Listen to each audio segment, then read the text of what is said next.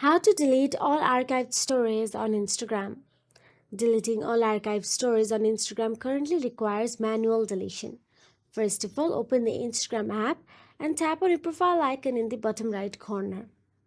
Just know that there isn't a built-in feature to remove multiple archived stories simultaneously. You need to do it one by one. Now, once on your profile, tap on the three dash menu at the top right corner of your screen.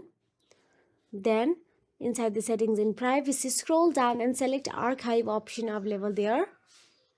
Once you tap on the archive, ensure that you are viewing the stories archive. If not, tap the drop down and choose stories archive. Now tap on a story you wish to delete. Now once you tap on this story, all you have to do is inside the story tap on the three dots menu in the bottom right corner of the screen or top right corner on iPhone. Then select delete, then confirm by tapping delete again. So that is it. You can repeat this step for each archive story you want to remove. If you found this video helpful, please like, share and subscribe, and thank you so much for watching.